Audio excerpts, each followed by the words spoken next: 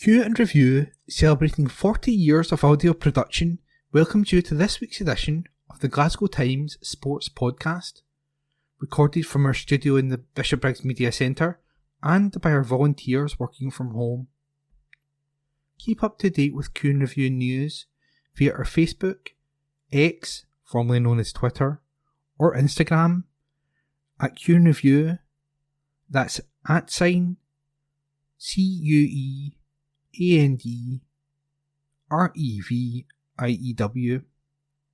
or get in touch with us directly by emailing information@cueandreview.com. That's INFORMATION @CUEANDREVIEW.com, or by calling us on 0141 772 3979.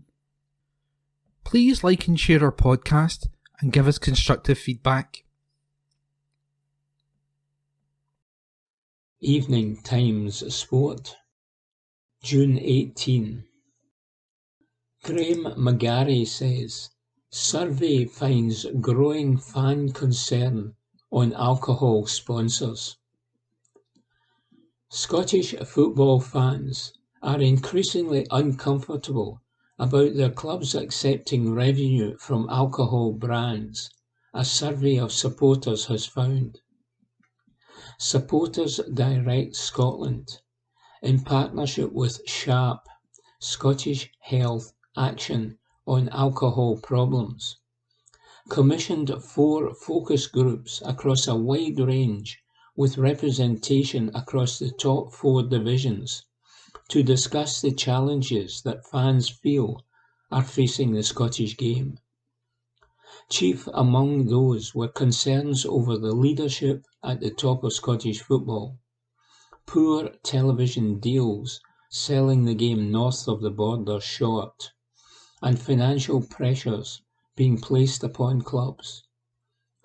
Despite concerns about the sustainability of their clubs, fans are also becoming increasingly worried about the impact of alcohol and gambling sponsorship on young supporters. The SPFL currently have commercial deals in place with Glen's Vodka and have recently announced bookmaker William Hill as their main sponsor. That runs contrary to the wishes of the fans, according to Director of SHARP, Eleanor Jane, who says that while alcohol has long been embedded into the culture of football, the survey shows that opinions are hardening against such sponsors being part of the landscape of the Scottish game. Jane said, Scottish football fans are clearly concerned about the sport's promotion of alcohol via sponsorship and understand the influence of alcohol marketing and how valuable it is to the brands that are associated with the big clubs and competitions. There seems to be particular concern about the impact of sponsorship on children and young people, and given what we now know about exposure to marketing and consequences for consuming alcohol harmfully, this concern is well founded. Alcohol sponsorship has been a part of football in Scotland for so long that it is completely normalised. But even so, the view of many fans seems to be that on balance, alternative sources of revenue need to be found. Indeed, many feel this is an inevitable journey that football, and sport more generally, is now on. Advocates of alcohol sponsorship contend that without the revenue from these companies, clubs, who are already facing a challenging marketplace, would struggle to attract alternative sponsors that could plug that financial shortfall. Jane acknowledges that argument, but points to examples such as Hearts, who say they have attracted alternative sponsors simply by refusing to allow those they deem potentially harmful to their supporters on their shirts, as evidence that it is possible to find other potential backers. She also advocates a gradual phasing out of alcohol sponsorship rather than an immediate ban, following the template of the ban on tobacco advertising in sport in the UK, so that clubs are afforded the time to source potential alternatives. And she continued, the SPFL and clubs are reluctant to share how much of their income comes from the alcohol industry, so it is difficult to assess whether moving away from alcohol sponsorship would cause any major difficulties.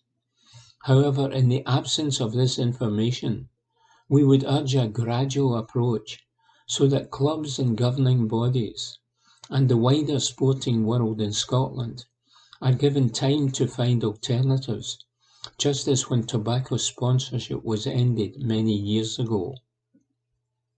Fans want to see positive change within Scottish football, balancing financial stability with taking responsibility for the well-being of their supporters by not promoting products that are harmful. It is clear there is a growing awareness of the need for alcohol sponsorship of sport to come to an end, and we would encourage leaders in Scottish football to listen to the wishes of fans and plan a route out of relying on income from the alcohol industry. Last year, the SPFL threw their weight behind a united response from Scotland's governing bodies across sport to the Scottish Government consultation on restricting alcohol advertising and promotion, warning that any ban on alcohol sponsorship could have profound social, financial and sporting implications and may see some clubs go out of business. They argued, sponsorship of Scottish sport by alcohol companies and brands accounts for significant and vital revenue. This sponsorship can include the sponsoring of competitions, physical advertising in sports stadia and events, and sponsorship of teams and clubs. It is vital funding that sustains the operation of professional sports competitions and clubs in Scotland, as well as being reinvested in the growth of our respective sports. To remove this vital revenue stream, at a time of the most significant economic challenges for a generation, would undeniably have severe financial implications for Scottish professional sport. Although sources of sponsorship are diversified across Scottish sport, any prohibition of sports sponsorship could have a pronounced impact on individual sports clubs and competitions, which have a greater reliance on sponsorship from alcohol brands and companies. For example, operating costs in professional football in Scotland can be high, and many football clubs operate modest, if any, profit. Sponsorship is particularly important in this context. Depending on any transition period for proscribing sports sponsorship, it would not be unrealistic to expect that some clubs and competitions which are reliant on sponsorship from alcohol brands could cease operating. Report by Graham McGarry. Evening Times Sport, June 18. McIlroy to take time out after toughest day of his career. Rory McIlroy will take a few weeks away from golf after enduring what he described as the toughest day of his career in the final round of the United States Open at Pinehurst on Sunday. McIlroy stormed off the course without fulfilling media duties after blowing a two-shot lead with 5 to play and handing victory to Bryson DeChambeau. The Northern Irishman, who was clearly disconsolate after extending his 10-year wait for an elusive fifth major, has withdrawn from this week's Travellers' Championship in Connecticut. McIlroy wrote, "Yesterday was a tough day, probably the toughest I have had in my nearly 17 years as a professional golfer. Firstly, I would like to congratulate Bryson. He is a worthy champion and exactly what professional golf needs right now. I think we can all agree on that.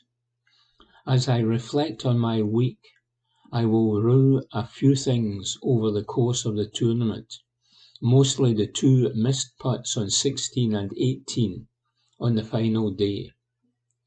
But, as I always try to do, I will look at the positives of the week that far outweigh the negatives. As I said at the start of the tournament, I feel closer to winning my next major championship than I ever have. The one word that I would describe my career is that resilient. I have shown my resilience over and over again in the last 17 years, and I will again. I am going to take a few weeks away from the game to process everything and build myself back up for my defence of the Genesis Scottish Open and the Open at Royal Troon. See you in Scotland." McIlroy was in mid-air on his plane home within an hour of signing his card at the end of his gut-wrenching round, and how long it takes him to get over the disappointment remains to be seen. In 20 previous top 10 finishes in major championships since his last victory in the 2014 United States PGA, McIlroy has never had the title within his grasp with just a handful of holes to play in the manner that he did on Sunday. McIlroy is the first player to finish in the top 10 at 6 consecutive United States Opens since Jack Nicklaus from 1977 to 82, and the first to do so without winning any of them since Jack Hobbins from 1905 to 1910.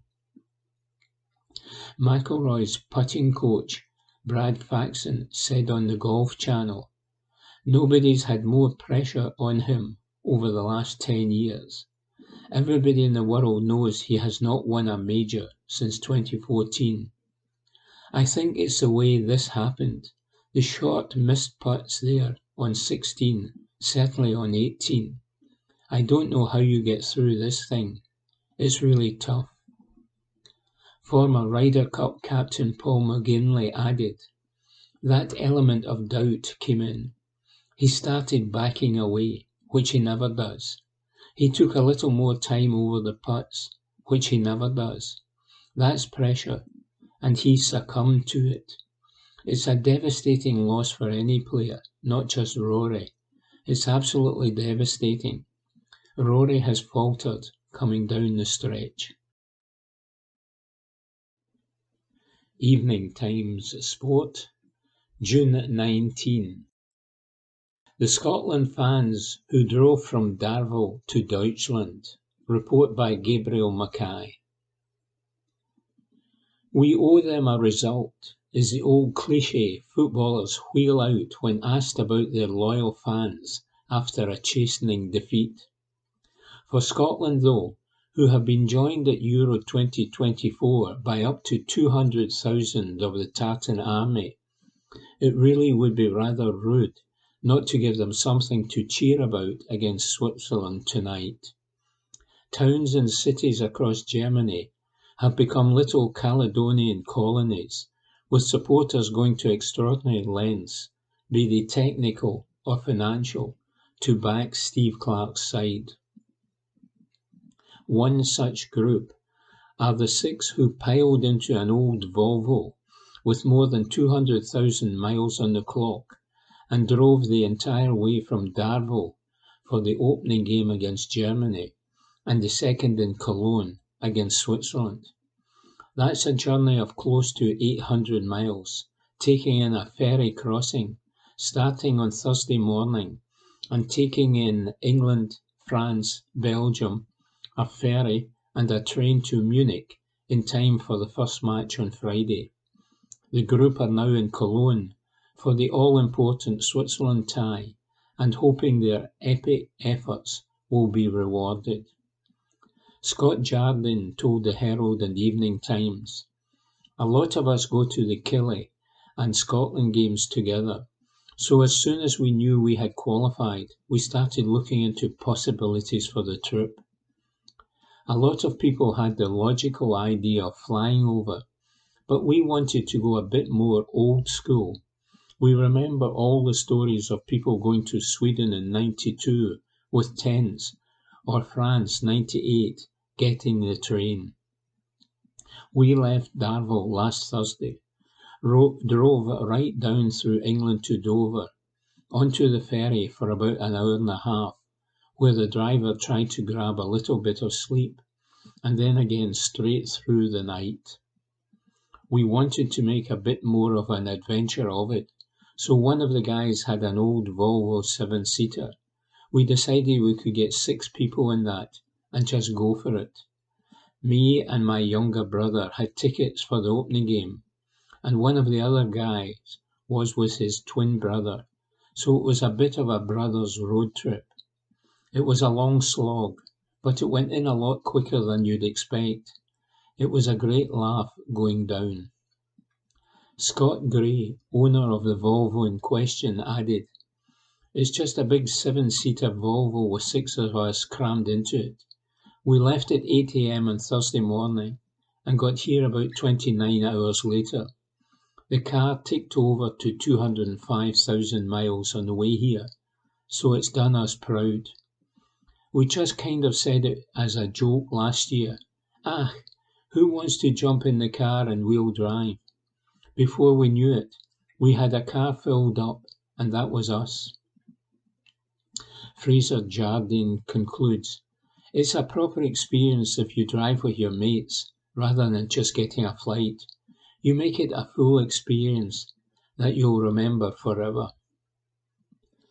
The group were extremely fortunate in terms of traffic and roadworks, but admit they had to contend with the notion of driving on the wrong side of the road and dealing with European roundabouts, as well as the obvious tiredness factor.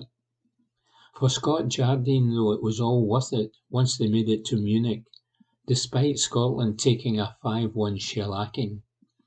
He says, "Out of the 6 of us, it was only me and my brother who had an opening match ticket, but when we were on the train down to Munich that morning at about 3 p.m, I got a call from a friend in Kilmarnock saying that there was a guy in Egypt who couldn't get his visa approved, so there was a spare ticket.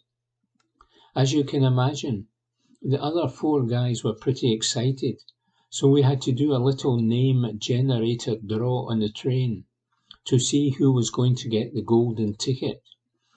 Munich was honestly second to none. I've generally never experienced anything like it. The German hospitality was unbelievable. Having the big stains and getting the sing-song going non-stop was unbelievable. It felt like all the Germans wanted to be Scottish. They were asking us all the words to our songs so they could sing along with us.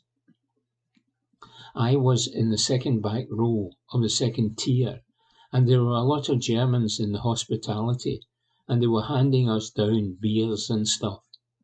I was sitting next to a guy from Shetland, so everyone that was there had done everything they could to get there. He had a plane held up at Aberdeen for him so he could make it. I suppose everyone had the old Scottish optimism of, we can pull something off here, which I generally thought we could, but unfortunately the Germans were on a different level. It's just an absolute bucket lister, once in a lifetime. For Scotland to qualify a tournament is difficult enough, but to qualify and then be drawn in Group A and get the opening game, it won't happen again. I paid a little bit over the odds for my ticket, I won't lie, but I had to be there with my brother and there was no question about it." The national anthem did bring a tear to my eye, I can't lie. It's been a long time coming. I remember my brother and I running home from Galston Primary to watch the opening game of France 98. So to think that the two of us were together at this opening game was well worth it, regardless of the result. While the drive down was fueled by camaraderie and optimism, defeat to Switzerland tonight would eliminate Scotland from the tournament, realistically, if not mathematically, and surely make the journey home less of an enticing experience. Scott Gray says, "It's going to be difficult. There's not loads of confidence in the team just now. We need to build up some confidence, even if it is just by getting an early goal. But I'm pretty hopeful." Fraser Jardine says, "I've never felt an atmosphere like Munich before the last one, and I can't wait for the next one. I think it'll be even better." Scott Jardine adds, "I don't think there's much between ourselves, Switzerland and Hungary. As much as it was a great occasion, we were maybe unfortunate to play the Germans in the first game. I think maybe if we played one of the other two, we could have got more than a performance, at least a shot on goal. I don't think there's anything between the sides. I don't see any reason we can't get a result. I didn't see much from the Hungarians, and even the Swiss are not the team they were. I think we've definitely got a chance against these two. If we get 0 points, it wouldn't shock me. And if we got 6 points, it still wouldn't shock me." Report by Gabriel Mackay. Evening Times Sport, June 19. Charlie Mulgrew lands championship coaching role. Report by David Irvin. Charlie Mulgrew has been named Hamilton Accies under-18 coach. The former Celtic and Dundee United defender landed the role after being linked with a return to Lennoxtown in a youth coaching position. Mulgrew had reportedly been a contender to take over as under-18 head coach at Celtic, but has now joined newly promoted Championship side Hamilton. A club announcement hailed the new hire, citing a dedication to investing in the future and fostering a strong pathway for young players to progress. A club statement read, "Hamilton Academical FC is proud to announce the appointment of former Scotland international footballer Charlie Mulgrew as the new coach for the club's under-18s elite youth academy. With an impressive career that includes 44 international caps and performances at the highest level of the game in the Champions League, Mulgrew brings a wealth of experience and expertise to this vital role. Charlie Mulgrew's distinguished career as a player has seen him achieve remarkable success both on the domestic and international stages. His 44 appearances for the Scotland national team have showcased his talent, dedication and leadership on the field. Additionally, Mulgrew's experience in competing in the prestigious Champions League has provided him with invaluable insights into the demands of top-level football. Hamilton is thrilled to welcome Charlie Mulgrew to the club, where he will play a crucial role in nurturing and developing the next generation of talented young footballers within the under-18s elite youth academy. His guidance and mentorship are expected to inspire, motivate and elevate the players to reach their full potential, both on and off the pitch. Speaking about his appointment, Mulgrew expressed his excitement and gratitude for the opportunity and contribute to the development of young talents. He emphasized his commitment to fostering a culture of excellence, hard work and determination among the aspiring footballers under his tutelage. And he continued, The club's decision underscores its dedication to invest in the future and foster a strong pathway for young players to progress. Evening Times Sport, June 19. Scotland fans take over Cologne, says Gabriel Mackay. It's been one game, and already we are hoping for divine intervention. Paul Toop tells the Herald and the Evening Times, "We've just spoken to an American in the cathedral who said he was praying. He got a message from God saying we're going to win 2-1. It's a grey and angry-looking sky on the eve of the crucial game against Switzerland. Lose and there's no realistic chance of Scotland making it through Group A and continuing the party into the knockout rounds. As is their wont, though, the Teuton army are in high spirits as they fill the bars and squares of Cologne. The 5-1 loss to Germany, if not forgotten, then at least rationalised. By the banks of the Rhine, a large group queue for a boat cruise. Surely the youngest member of the Exodus, a small baby in a Scotland shirt, looks around with bemusement as a piper plays the ubiquitous John McGinn's song on the bagpipes. The boat itself is decked out in saltires, as though having been boarded by a benign pirate army. Mark from Peterhead says, "The first game wasn't the score we wanted, but hey-ho, we go again. We went to Austria, France in Dusseldorf last night and booked the boat this morning for a wee swally. You've got to be realistic, haven't you? But it was an achievement getting here, and hopefully the boys can pull their socks in and put in a performance against the Swiss and the Hungarians." If the streets are not quite as packed as they were in Munich, it's still a fiesta of kilts and bagpipes, one local woman stopping a man with a Glengarry covered in pin badges to take his picture. Other residents look frankly bemused as the large crowd boots a football up in the air, ignoring the rain which is falling hard and heavy. All events, including the 2 fan zones, have been cancelled today by the authorities after warnings of severe weather, including thunderstorms. But it will take more than a little precipitation to stop the boogie.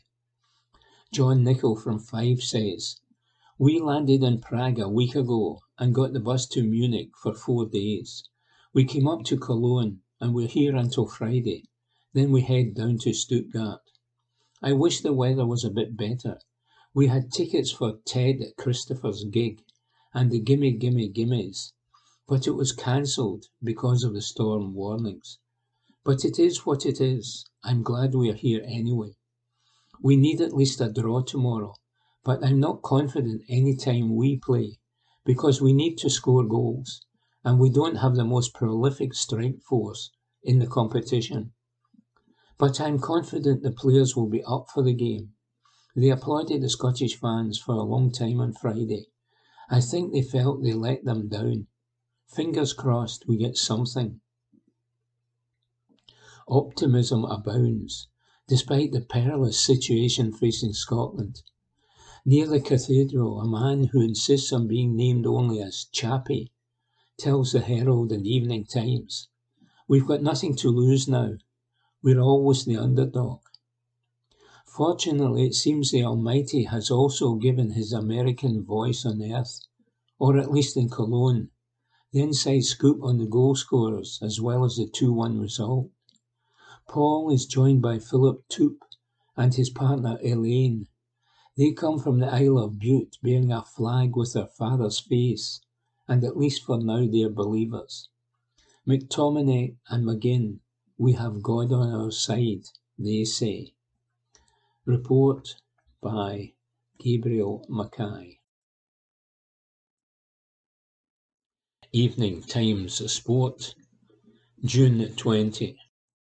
Robertson in defence of Ralston. Andy Robertson has said that Scotland's performance during their 1-1 draw against Switzerland was far closer to the standard he expects from the national side in Euro 2024. In what was a well-contested Group A encounter, Scott McTominay fired at Steve Clarke's men in front on 13 minutes before Xherdan Shaqiri pulled the Swiss level after 16 minutes. The former Liverpool midfielder had pounced on a loose ball from Celtic fullback Anthony Ralston in the lead-up to the equaliser, but Scotland captain Robertson leapt to the defence of his colleague, hailing his performance thereafter, while likewise praising his character. Said Robertson, "It was much more like us. We were aggressive, on the front foot, and we got off to a better start.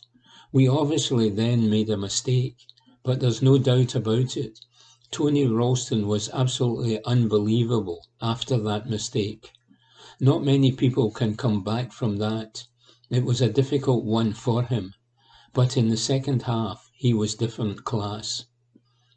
Robertson acknowledged that while Scotland had chances to score more on the night, so too did Switzerland, and the 30-year-old was impressed with the openness of the game and how both teams approached it. From here, Scotland enter their third and final Group A encounter on Sunday against Hungary, where Steve Clarke and his players will target their first win of the competition. For Robertson, recovery now becomes the squad's immediate priority, before their attention then turns to the weekend's important encounter. And Robertson added, "I think you can tell with the fans behind the goal. They were a lot happier with what they saw on the pitch, and we have left absolutely everything out there today. That's what it takes to play for your country. Now we rest, we recover, and we go again on Sunday, because that's a massive game for us now. We played a really good team today, and we face another really good team on Sunday. We can take a lot of positives from this game, but we can also tweak things and improve even more. That's the good thing, and hopefully you see that on Sunday. But, like I said, we need to get to our beds now, recover, take tomorrow to recover properly, and then on Friday we need to be ready to go on the training pitch, and come Sunday we'll be good to go with the backing we've got." Report by Joe Donnelly. Evening Times Sport, June 20. Kilmarnock's Europa League qualifying opponents. Report by Ewan Payton. Beers, fries and chocolate waffles. What more do you want from a trip to Central Europe? Oh, how could I forget? There's also the small matter of a Super Killie away day to Bruges thrown into the mix. The draw for the second qualifying round of the Europa League took place at the House of Football in Nyon, Switzerland yesterday.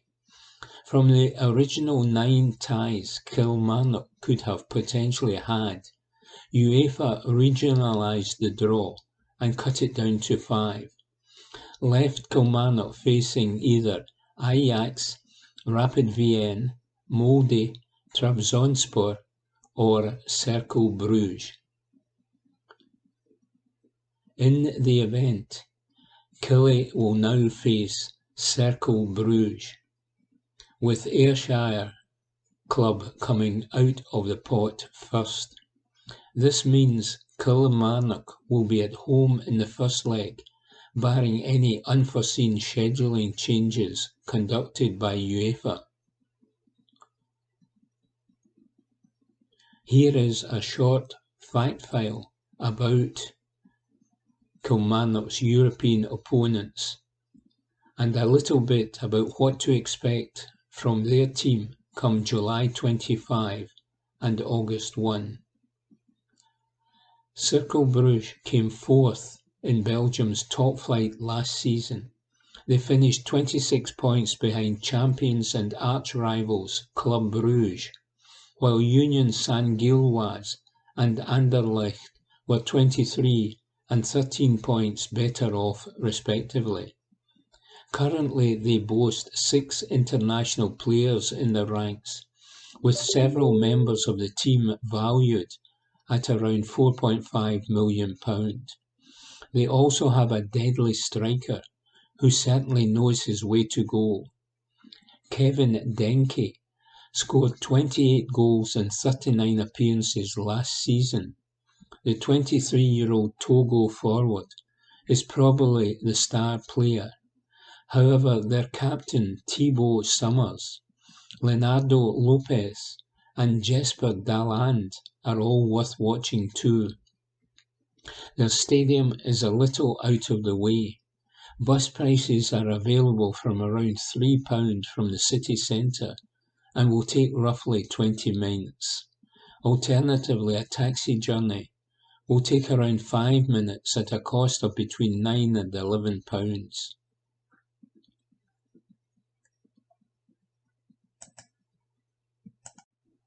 Evening Times Sport, June 20.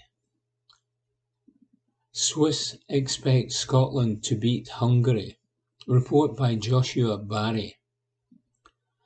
Switzerland forward Xherdan Shaqiri was impressed by Scotland on and off the pitch last night and believes Steve Clarke's side can go one better against Hungary. Shaqiri scored a stunning equaliser in Cologne as the sides shared the points. Scotland had taken the lead when a deflected Scott McTominay strike found the back of the net. But Murat Yakin's men soon restored parity. Shaqiri, playing in a withdrawn number 9 role, profited from a Tony Ralston error after 25 minutes to regain the ball before hitting an unstoppable effort into Angus Gunn's top corner. And, reflecting on the game, the 32-year-old thinks there is more to come from Scotland as they approach Sunday's meeting with Hungary, knowing 3 points would carry them into the Euro 2024 knockouts. After the 1-1 draw, Shaqiri said, "It was a good test. I think it is their second Euros for a long time. I think for them it is amazing to be here, and with their fans, it is amazing to see how they push on. They have a good team. I think you see how it is connected, and if they are a collective who goes to their limits, they can win games. It is going to be interesting to see their next game against Hungary. I think if they play like this, they can win games." Scotland were the stronger team during the second half in Cologne, but it was Switzerland who appeared more likely to double their lead in the first half. Shaqiri referenced the impact of the Tartan Army when discussing a stronger second period from Clarke's side, and he added, "It was a good game. We had maybe better chances, and if we scored to make it 2-1, then Scotland would have had to come out more and open the game. In the end, they defended well. We did not score the goal, and they tried in the end. This is a big credit for them. They tried at the end and pushed with their fans who were amazing, and I think this is their strength. At the end with crosses, long balls, free kicks to try and score. But I think we defended very well in the end, and a draw is a good result for both teams." Report by Joshua Barry. Evening Times Sport, June 20. Gabriel Mackay says Scotland fans finally get what they came for in Cologne. As Red tells Andy Dufresne in The Shawshank Redemption, hope is a dangerous thing. Hope can kill a man. That is particularly true of Scotland's national football team, where heartbreak and disappointment is never far away. There is a lot of crawling through pipes of effluent, and not a great deal of escaping to the Mexican sunshine. Still, hope remains alive. A draw with Switzerland in Cologne last night means that Steve Clarke's side can still progress with the right result against Hungary and a favourable set of results in other groups. Stuttgart need not be the end of the road. There was no wild celebration from the Tartan army when the final whistle blew, but polite applause, which said they believe the summer invasion may not be over in a few short days. A best third-place finish could even bring a return to Cologne, where they have made themselves so at home. Game morning begins with a media invitation to Cologne Zoo to watch Hennis the goat make a prediction about the score. A blue double-decker bus, sourced from Bristol in the 1960s, is the chosen method of conveyance, and its ancient suspension jolts and jostles its occupants at the slightest hint of a bump. Quite why 60-year-old British engineering has been chosen over famously world-leading German is unclear. A guide from the municipality talks through the sights with a refreshing honesty. He remarks upon the magnificent cathedral, recounts the city's proud music history, and explains that when locals do not like a building, they give it an unflattering name. That one over there is known as the trash bag, he says, gesturing across the Rhine. The old bus bounces past the train station. Unfortunately, some not very nice things happened here, says the guide, and one of the few buildings which survived the aerial bombardment by the Allies in World War II. The guide points out the roof where the swastikas have been painstakingly sanded off, leaving nothing but a trace which can just about be seen if you squint. As Scotland grapples with its own historic horrors, his frankness is refreshing. The subject of Turkey's win over Georgia arises, and he explains on a normal day the second most represented nationality in the city would be the Turks. But he adds, of course right now it's the Scottish.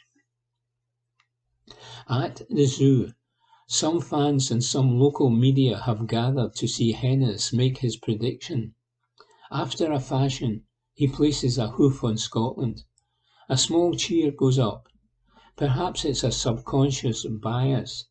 Hennis is the mascot for FC Cologne, who use the tune to Loch Lomond for their most famous chant. Later, a guitarist will play it outside the cathedral, a man in a Cologne shirt telling him it gives him goosebumps. There can at times be a rather twee, what's like us quality to the perception, and indeed self-mythology of the Tartan army. But it really does bear repeating that despite the huge numbers in both Munich and Cologne, there's been barely a hint of trouble. Today the streets of the city are filled with Swiss and Scots mixing together, cowbells and bagpipes combining for a symphony which is easier on the eye than the ear. No Scotland, no party, smiles one of the volunteers in the media centre.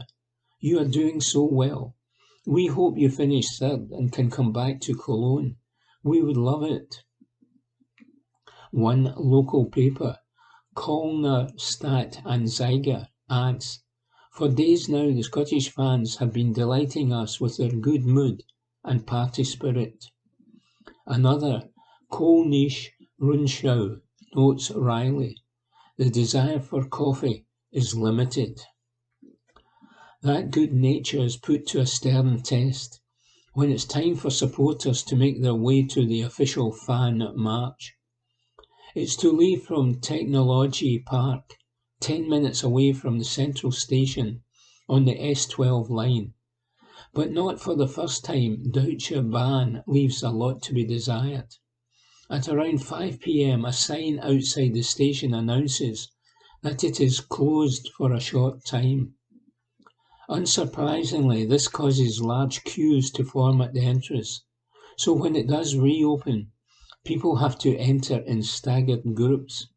The departure board shows a plethora of delays, not just in the direction of the stadium, and supporters stand cramped for the chance to be given access to the platform.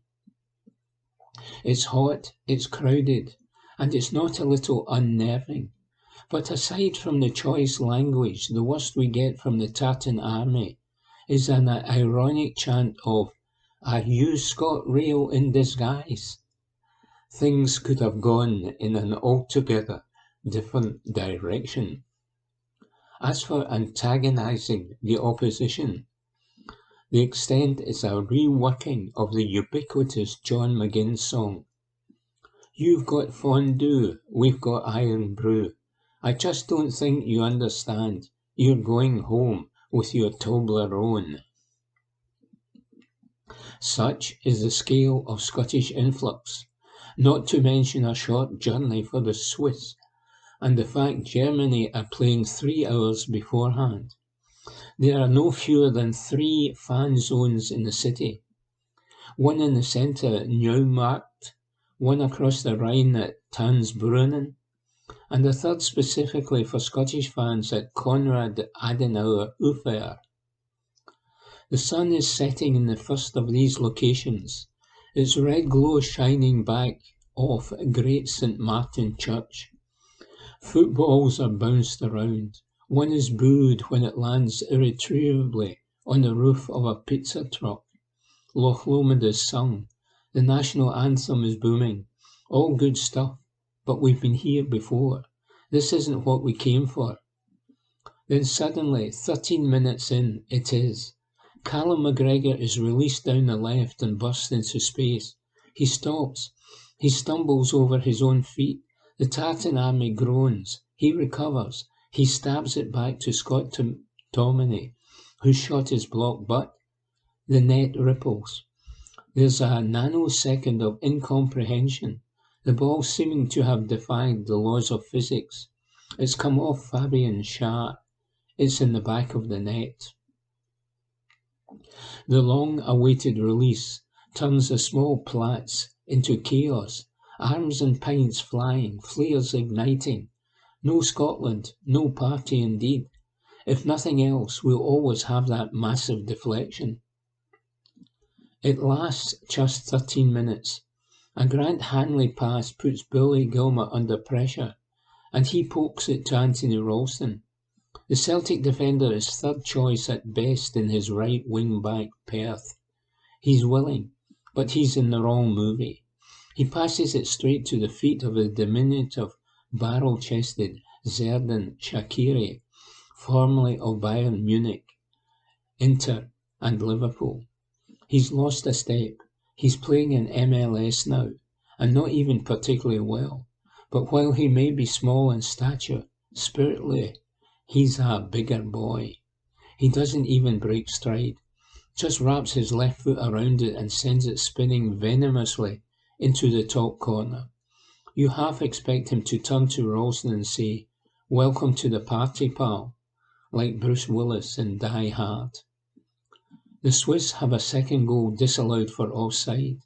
Gunn parries well to keep another out. Half-time is a blessing. Improvement is not instant. The Swiss look threatening once again, and Kieran Tierney is carried off injured on the hour mark. A brilliant player, he's sadly incapable of staying fit for any length of time. The Tartan Army groan as the replay shows a hamstring or knee pop on a hefty impact with the turf. Slowly but surely, though, Scotland grow into the game. McTominay is fouled on the edge of the box. He could have been killed, one fan jokes. And Andy Robertson's free kick causes chaos in the box. before it somehow scrambled away. It's McTominay who's at heart of it again. When his volley is blocked in the box, it looks goal-bound and 2,000 Scots scream for handball, in hope more than expectation. As the end approaches, it's Scotland who are exerting the greater pressure, though there's a heart-stopping moment when the Swiss have another ruled out for offside. When the end does finally come, it's a mixture of relief and frustration, but we're not going home just yet. What's needed in Stuttgart will become apparent in the coming days, but it will certainly involve beating the Hungarians. Germany's sixth largest city braces for the tartan takeover, the Magyar nation for some gentle ribbing of national treasures. Chips in your goulash. We're putting chips in your goulash. Report by Gabriel Mackay. Evening Times Sport, June 20. Tierney gas and air injury update. Report by Johnny McFarlane. Scotland midfielder Kenny McLean admits the injury toll on the Scotland squad has been freak and unforgiving amid the potential loss of Kieran Tierney for the remainder of the tournament. The Arsenal defender was replaced after an hour against Switzerland when he went down clutching his hamstring and immediately signalled to the bench his game was over. Norwich midfielder McLean has already seen the likes of Aaron Hickey, Nathan Patterson and Lyndon Dykes miss out, depriving the squad of several key men, and the likely loss of Tierney is a particular blow. He said, "It's devastating, honestly. We know how big a player Kieran is for us. Hopefully on Sunday we will be more fleet of foot with the ball, and that's where he really comes alive, driving out with the ball. He was outstanding in the first half for us. Hopefully it's not too bad for him." Scott can fill that role. That's what the squad's for.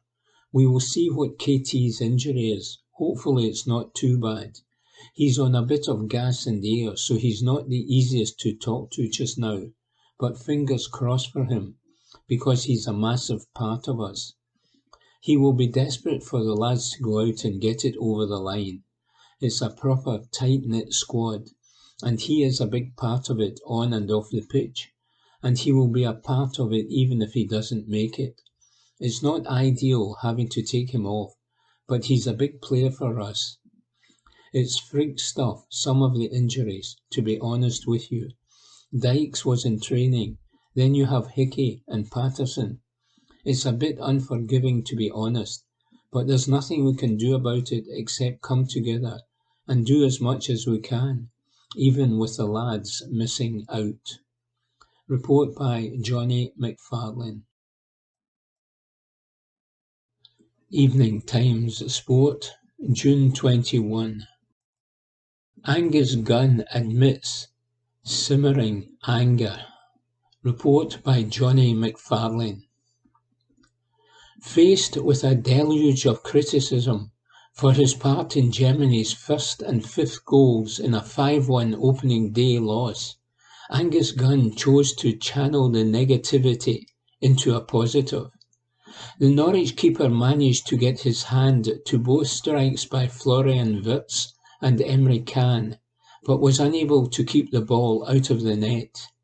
He recovered to perform strongly in the 1-1 draw with Switzerland that keeps Scotland's hopes of qualifying from Group A alive and kicking, making some crucial saves, most impressively from Dan Nedoya. And the keeper revealed it was channeling the simmering residual frustration from Munich that inspired him to bounce back in such emphatic style. The manager said all along is that making saves is what the goalkeeper has to do, said Gunn. I think I did well, and one of them did not get seen because it was a goal kick, but I'm sure they showed the replays on TV. Not just me, but everyone felt we didn't do ourselves justice against Germany. I carried a lot of anger into the game from that game. I tried to use that in a positive way, and I think everyone on the pitch showed that.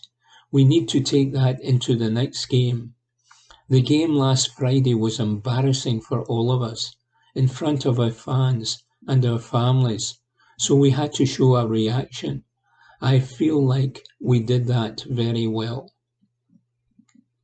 If Germany was an error-strewn display, where Scotland did not turn up, the showing against Switzerland was several tiers above.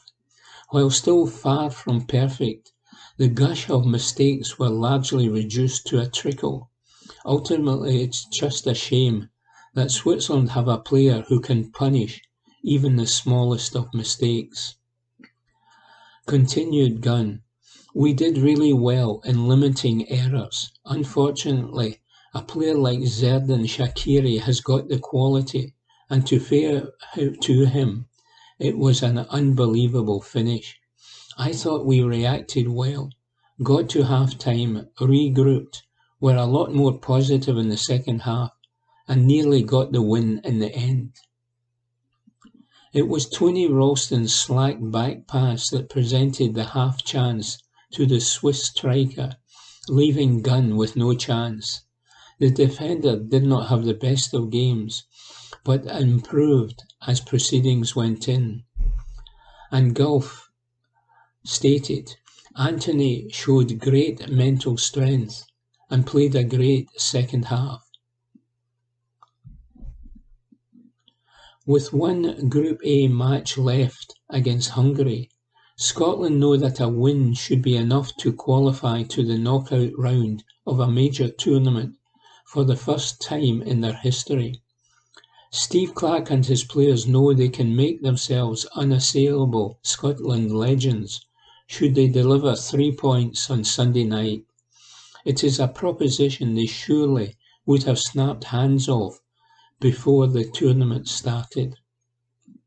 Gunn said, We would have liked to get more points on the board earlier, but to be in with a chance going into the last game gives us great belief that we can go down there and get the win. If we played the way we did, we will still have a great chance. These 3 games are the biggest of our careers because we know we can create history, and we know this one on Sunday is going to be that. Hopefully we can get the win for the country, for ourselves and our families, and make everyone proud. Evening Times Sport, June 21. Why McGregor loves playing with Gilmour. Report by Johnny McFarlane. Callum McGregor looked across the pitch amid the bedlam of the 1-1 draw with Switzerland and felt comfort in his midfield partner being on the same wavelength. The Celtic skipper enjoys lining up next to Billy Gilmour in a Scotland shirt because he's learned the hard way about the importance of holding onto the ball at international level, and there's no pairing that gives the team a better chance of doing just that. The difference to what went down in the Munich football arena just 5 days earlier in the 5-1 defeat to Germany was stark. The midfield were chasing shadows no more, as the twin pivot of Gilmour and McGregor imposed themselves on the game. The pair were everywhere, setting the tempo with their passing and ensuring whenever Scotland had a rocky spell, confidence was quickly recovered by a period of sharp possession. It's a pairing that McGregor admits to benefiting from, and he is effective in his praise and effusive in his praise for the 23-year-old Brighton star. He said, Billy was excellent. When he comes in and gets the ball, he gets us playing. I like playing inside him because he will take the ball and we will start to connect the game. At this level, you need the ball. You cannot just defend for 90 minutes. It is important when you get it, you retain it. You keep the ball and give yourself a breather in the game. And we like to be in there together. He was fantastic, and a lot of the players out there were excellent. Full credit to them, because last Friday was difficult. Everyone has come off the pitch and given a good account of themselves. We were much more how we've been in qualifying and given a good account of ourselves. Everybody left the pitch in that second game with no regret, and maybe on another night you can nick it. The players showed a brilliant personality after the other day, a difficult day. You have to be together, come out fighting and be fighting, and that's exactly what we did. So we arrive at the last game with a big chance to go through. With Gilmour and McGregor able to take the ball in tight positions, Scotland retained possession with far more assuredness and purpose than against Germany. This was especially true in the second half against Switzerland, when Steve Clarke's men were marginally the superior team in a fiercely contested game. He explained, "In international football, you have to have the ball. The teams look after it so well. When you come to the game, there's big energy, and everyone is running. You need to be calm with the ball, because you can't be flat out for 90 minutes chasing, because the teams at this level are too good. Sometimes you need to breathe and put a few passes together. That got us to half-time, and then we came out second half refreshed and with more energy and managed to take the game to them. Overall, I thought it was a much better performance, and we can get even better. It is football, and we understand everyone wants us to do well. When you get a bad result, perspective maybe goes out of the window a little bit. When the draw was made, you are targeting the last two games. It was probably the manner of the Germany defeat that made everybody feel a bit sore. As footballers, we have to deal with that and try and put it right. We made the first step of trying to put it right against Switzerland. We arrive into the game on Sunday with the belief that if we play equally as well, if not better, then we give ourselves a right good chance. In the next few days, everybody will be buzzing. We just need to stay calm and recover. There's 2 days recovery, then plan our way into the game, staying calm. And then, when we arrive, everyone is desperate to make it through. We are the same, but we have to bring a level of performance that matches our ambition to go through. We have to do a lot right on Sunday, but let's see where we go. The Scots now enjoy the chance to etch their name in history with a win on Sunday night against the Hungarians. They would be the first national team to reach the knockout stages of a major tournament after nearly 70 years of trying. It's easy to look the context of the game and think it should be a straightforward win, given Marco Rossi's team are all but certainly eliminated. But they have actually looked good for spells and will offer a serious threat, especially from midfield. Having watched the two matches so far with Switzerland and Germany, McGregor is under no illusions about the difficulties ahead. And he said, "Hungary have been good. The two games have been tight. They are a physical side that can play as well. We have to recover and bring the same energy level, aggression and tempo. And you see that when you make things uncomfortable for teams, they give you the ball back. We need to recover, match that type of energy, and see where that takes us." Report by Johnny McFarlane. Evening Times Sport, June 21. Rangers Hampden venue twist. Report by David Irvin. The Scottish FA are reportedly willing to offer Rangers use of Hampden Park as work continues at Ibrox into the domestic season. A Rangers statement yesterday revealed the club will be unable to play home matches at Ibrox at the start of the season due to a delay in works on the Copeland stand. Major supply issues with materials shipped from Asia have caused a lengthy pause in construction work, with Rangers now set to play their first month of the season away from Ibrox.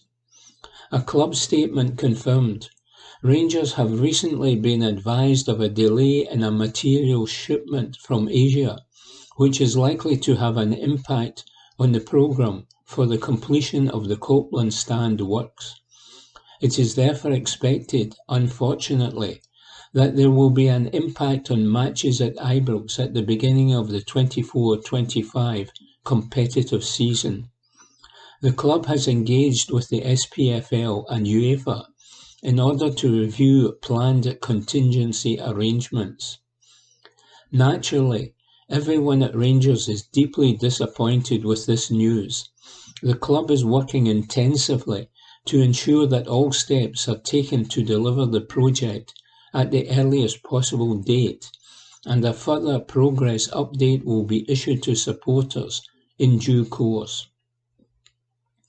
It is understood contingency planning has been underway in the last couple of weeks, with talks ongoing over an alternative venue for Rangers' home matches at the start of the new season. Murrayfield has been touted as a potential venue for Rangers, with the club set to play a friendly fixture against Manchester United in Edinburgh this summer.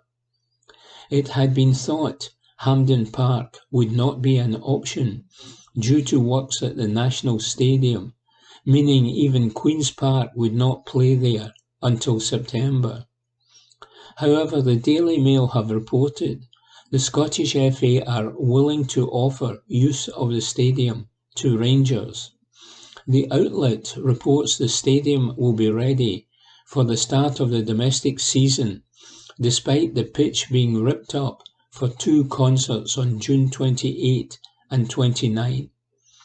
No discussions are said to have taken place, but it is claimed the SFA are open to securing a short-term lease with Rangers for use of the stadium. Any agreement would have to also work in with Queen's Park. An SPFL spokesperson said, "We have received notification from Rangers that they may be unable to host SPFL fixtures in August at Ibrox Stadium due to ongoing stadium works. We have agreed to work with Rangers on how we can best mitigate this situation following next week's publication of the fixture calendar for season 24-25. Report by David Irvin. Evening Times Sport, June 21. Rangers set to secure 5th signing of transfer window. Report by Ewan Payton. Rangers' summer recruitment plans are in full flow, with a 5th edition of the transfer window close to completion. Moroccan striker Hamza Egamane is set to join the Ibrox club ahead of the player's return for pre-season training next week. The 21-year-old will put pen to paper in the coming days as Philippe Clement adds another attacker to his ranks. Rangers Review states that a deal with his club, FAR Rabat, has been agreed. It is believed to be worth around £1.5 million. Egamane has been capped by his country at under-23 level and is expected to arrive in Scotland in the coming days to get down to business. He scored 7 times in 23 appearances last season. He also notched 6 assists. It follows on from the official confirmation of Conor Barron's switch from Scottish Premiership rivals Aberdeen. He was a free agent after leaving Aberdeen. However, a transfer fee will need to be negotiated between the clubs due to the length of time the player spent in Aberdeen's academy. The midfielder signed a 4-year deal after following Jefty, Oscar Cortes and Clinton Nisiala in joining up with Clermont's squad ahead of the new campaign.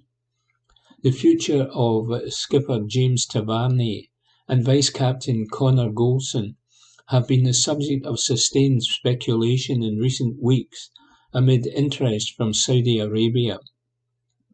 Rangers could also look to offload the likes of Todd Cantwell, Tom Lawrence and Scott Wright, while Sam Lammers and Yanis Hagi will not be part of the plans following their respective loan spells last season. It is said that Ridvan Yilmaz is not someone at Clermont, and Niels Koppen, the Director of Football Recruitment, are looking to move on this summer. Yilmaz has attracted interest from Turkey in recent months, but is believed to be settled at Ibrox. Evening Times Sport, June 21. 2 Scottish athletes named in Paris Paralympic Games squad. Report by Martin McMillan.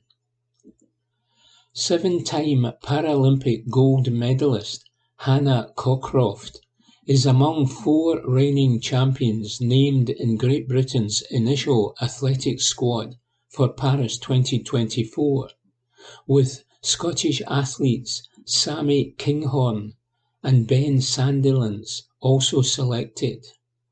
High jumper Jonathan Broom-Edwards, shot putter Aled Davis, and javelin thrower Dan Pembroke will also defend titles between August 28 and September 8. Scottish middle distance runner, the 20-year-old Sandilands, is set to return to the French capital for his Games debut after claiming the T20 1500 metres world title there last summer.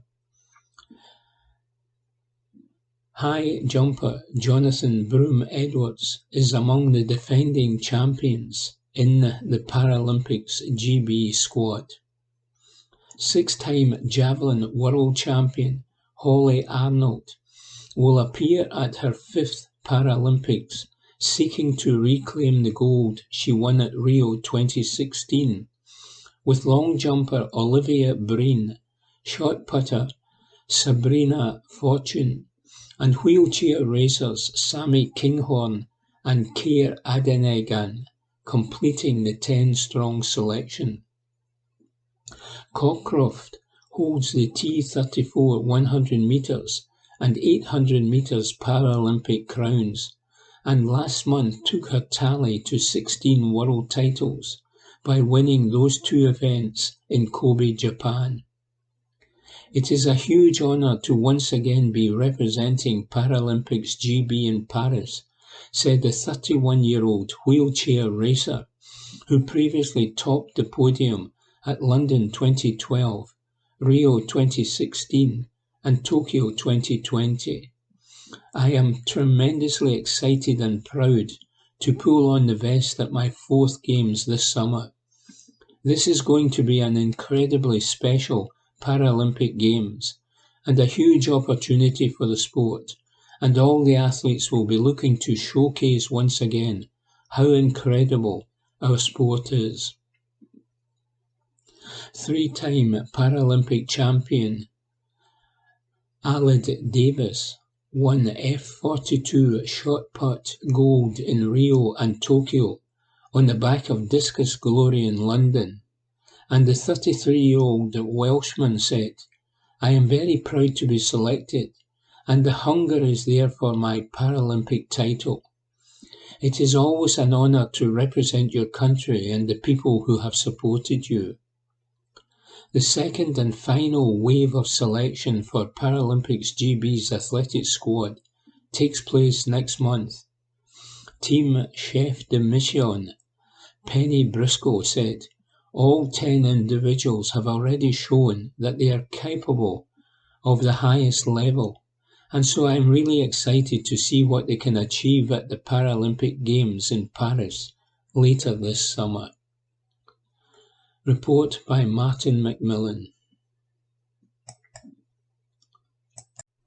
Evening Times Sport, May 24.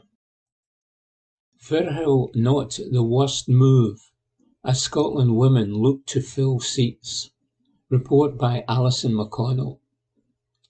Scotland women's final European Championship qualification game will be played at Firhill next month. The move to head away from the National Stadium is down to the recent gigs that have been at Hampden, with the Foo Fighters on stage last weekend and Pink next up as Songs of a Different Kind take over on Glasgow's south side. It is not expected to be anything other than an isolated occasion, with Hampden remaining the primary venue for the national team. It may not be popular, but in some ways it may actually work in Scotland's favour to be housed, however temporarily, over at Firhill. Recent crowds have been dispiritingly low for the national side, and across the women's game in general, with a better atmosphere generated in a smaller stadium. Such sentiments are always shared with some trepidation for fairly obvious reasons. The optics of the team playing at the National Stadium are important when it comes to striving for a promotion of the game and to amplify its reach. But equally, there can also be a conversation about the fact that right now the game needs to sell itself as a viable commercial product. Playing at Firhill remains accessible for supporters and offers a more atmospheric environment than turning out at Hampden in front of 3,000 supporters. In a stadium that can hold 50,000, it feels echoey and weird when the voices of players and managers can be heard from the stands, with little in the way of any genuine atmosphere generated. In terms of taking a sensible view, there are compelling arguments as to why playing at smaller stadia can be beneficial. There is also the financial cost to be factored in of utilising a stadium that is less than a tenth of capacity. Of course, the ultimate aim is for Hampden to be filled, and supporters to show the kind of fervour that we witnessed as Steve Clarke's side competed in the Euros. Playing in front of a capacity crowd is a long-term objective, but reaching it may not necessarily be a linear road. Arsenal have been the example to anyone connected within the women's game about broadening scope and encouraging people to back the team. 10 years on, and they find themselves in the enviable position of utilising the Emirates next season as effectively a home ground. Commercially, however, this is only a viable option when in excess of 50,000 are guaranteed at games, nor did their success come overnight. It has been a long process of sustained investment and exposure, with ample negotiation along the way. The quickest way to encourage a raft of support would be to qualify for a major tournament. That is what will offer an immediate shot in the arm to support in the women's side, and it has been a helpful PR exercise for many of them to be joining in with the Tartan army across the last 10 days. Pedro Martinez Loza's side are currently on their way to a play-off spot for next season's Women's Euros in Switzerland.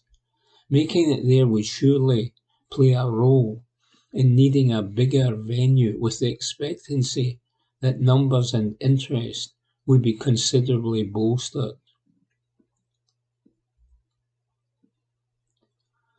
And another thing, Pedro Martinez Loza will not be heading back to France after Lyon appointed Joe Montemuro as their new head coach. The Spaniard had been linked with the job via reports in France and his homeland. He had told the Scotland squad that he was not going anywhere, as speculation had started to build last month. Eyes will now be on the final 2 games of the European Championship qualifiers, with Martinez Loza naming his squad for the matches against Slovakia and Serbia on Wednesday.